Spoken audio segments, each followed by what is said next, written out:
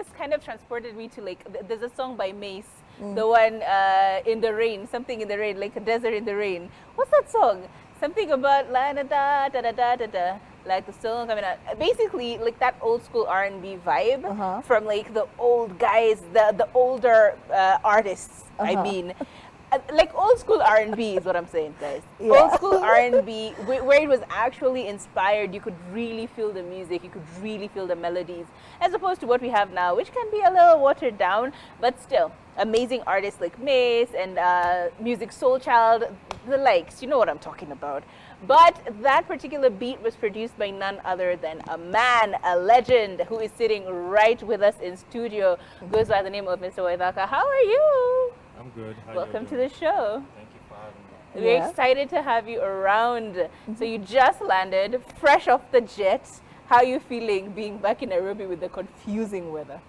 I'm exhausted. You came for summer, so what's this? What is this?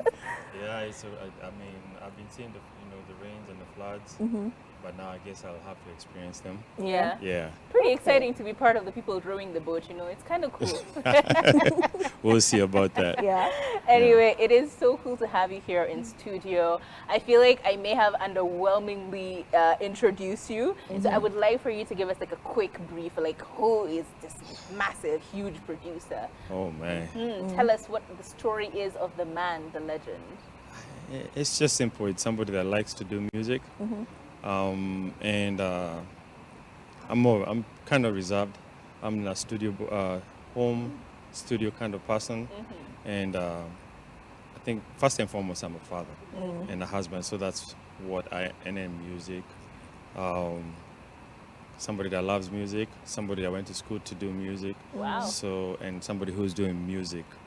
Well, full-time father, full-time musician. I love that. Yeah. I know you've seen a quote of yours where you said, music is life and life is music. Yes. And a person who's like standing and backing that up, like life is music and music, that's a person who's like really invested in that. So Yes. what is it about this love of music that you have, and where did it come from? Like, how did you end up going like, you know what? I love music and I'm a creator. You know, most people sing over beats. People, you know, create stuff and rhymes and write all these songwriting skills, but if the beat is whack, it's just, if the beat is not beating, it's just not going to work out. So what inspired you to get into music to begin with? Just being a fan of music, because first and foremost, I'm a fan of music. And being a kid, just being exposed to all kinds of music. My dad traveled a lot.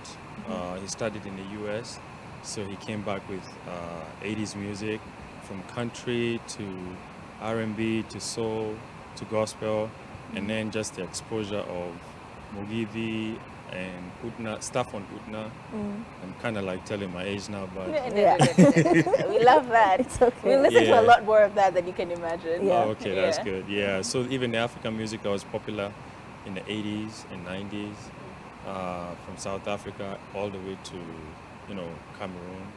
Yeah, so I just ended up enjoying everything, but I never really got to figure out what I wanted until I went to college and took a music class, and I realized I'm pursuing the wrong thing. Yeah, because I always loved music as a kid. I was like, it's the only class I was interested in. Yeah. Yeah. Love that. Yeah. And your personality is very quiet. I am reserved. I like my peace, you know. I might be a little bit shy, but then you get to work with very contrasting characters, which is I am a musician, I am an artist, I'm very loud. So do you find your personality sometimes conflicting with the people you have to work it, or does it really just mellow and blend with everything? I think it blends in because it's kind of like a yin and yang thing. But I'm not, okay, this is new to me. Okay. Yeah, that's we why. just met you. Yeah. No, not even just. I think this is my third TV or online appearances. Yeah. Wow. Ever. Look at us Was- being privileged.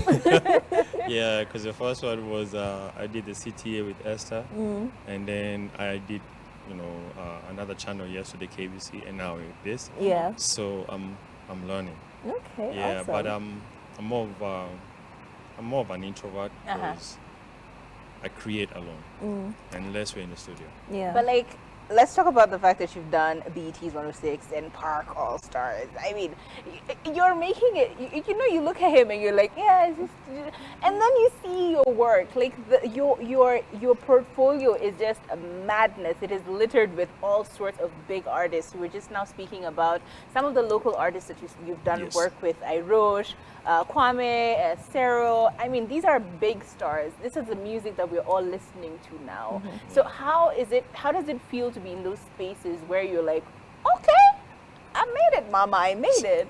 How does it feel to actually know that your degree is being put to use? It feels good. It feels good. And I think this is a time where I feel like I've kind of made it. But the last, 15 years has just been grinding and trying to make a name for myself, because it took me 10 years to even be able to work with any Kenyan artist. Okay. Yeah, but I was gone. Before I came back for the first time, I stayed out for 10 years.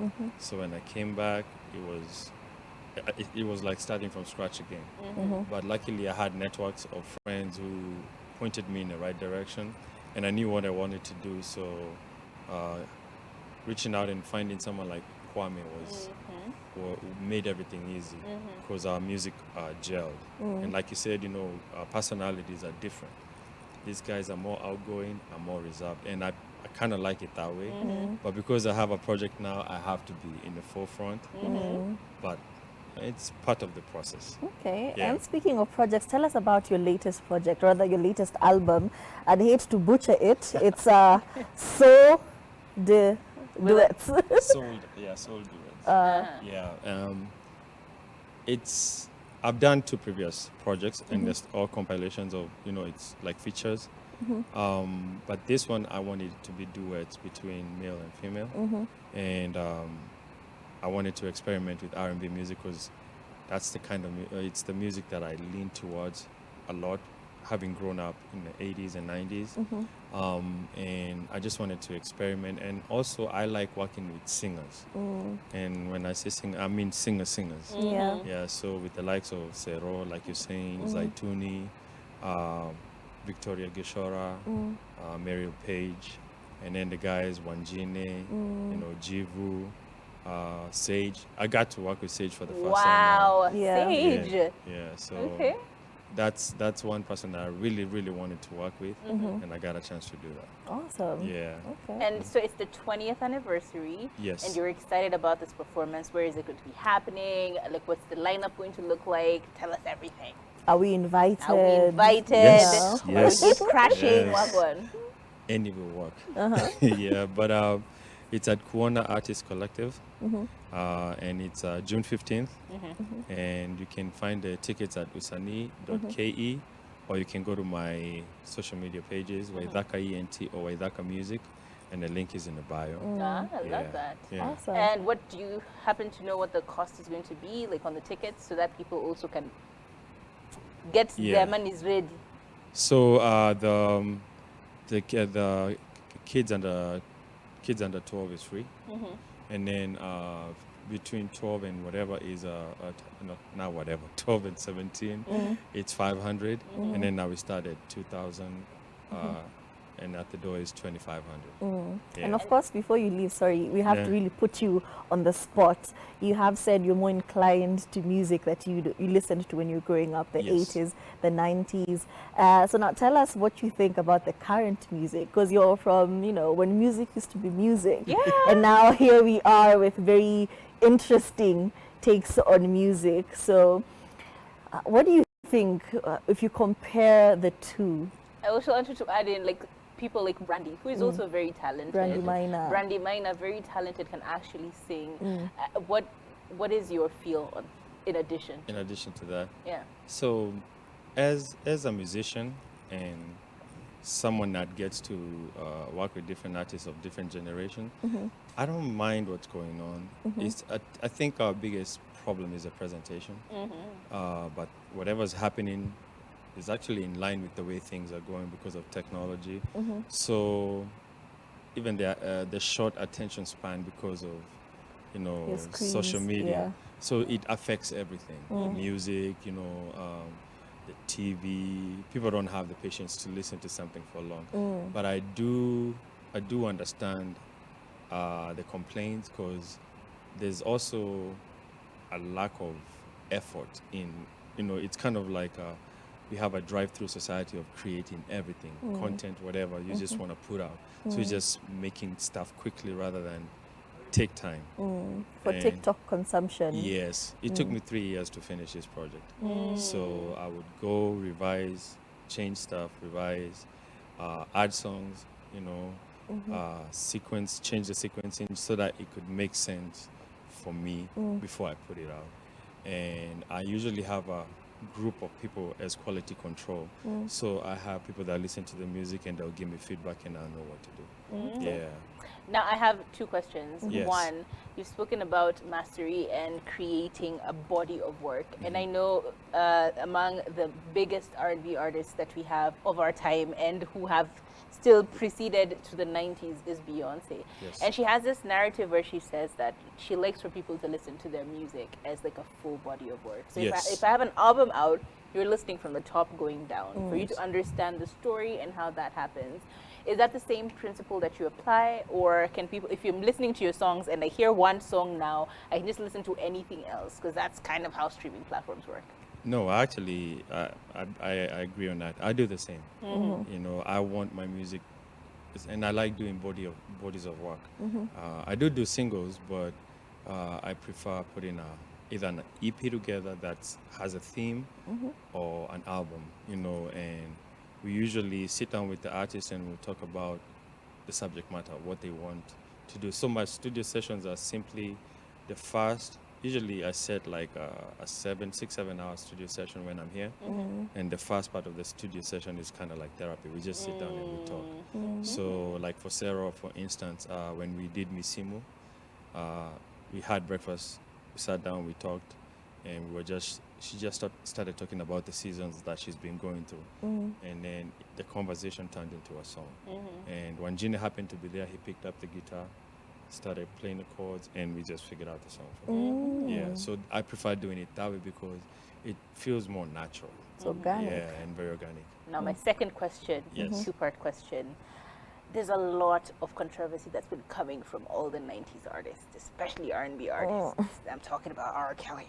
I'm talking about She won't P. let us Diddy. listen to R. Kelly. I am talking about like all the artists that are now coming up, and we're hearing all these controversial stories that are popping up and whatever.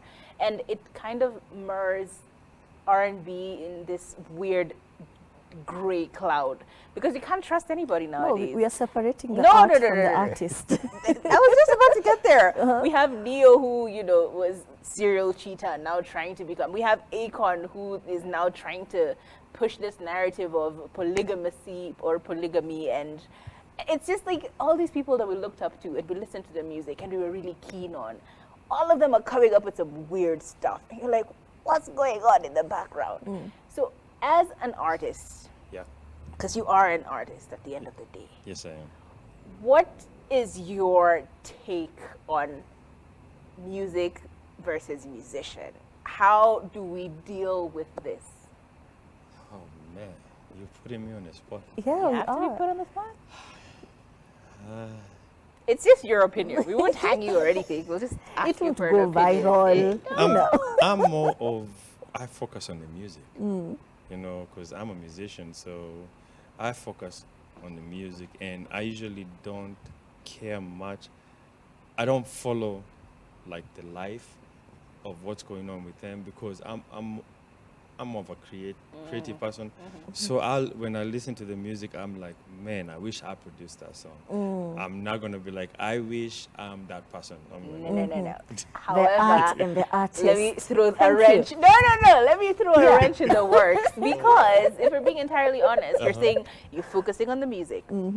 But the music sometimes is very telling. everything overlaps. I think The that's music, just he will life. tell us what was going on, Yes. locked up in the closet. It's da-da-da-da. You're like, wait a minute, what are you talking Yes. about, my dude? But just, So how do you separate the art from the artist if the artist is telling you exactly what they were doing and they're now making your brain get just like, I don't want to know that. I really I- don't. But that beat though. Relax.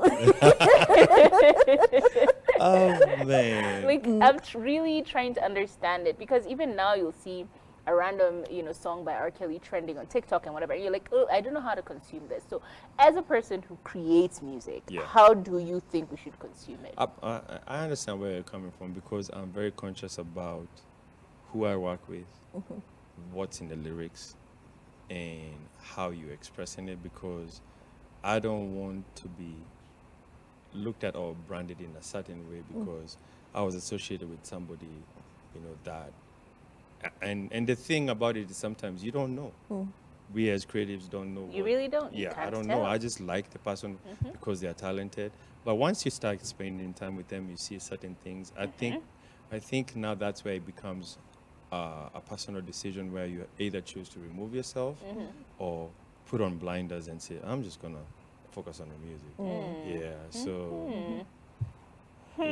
Okay. It's So not we're a good just blind us until it's not favoring you anymore. Because that's exactly what's been happening There with are the two Kim and choices. Drake. Remove But yourself. I said two choices though. Fine. Yeah. Because Recuse I don't- yourself yes. or see what's up. Because in I the wouldn't end. want to be the one to tell somebody you can't listen to that Yeah.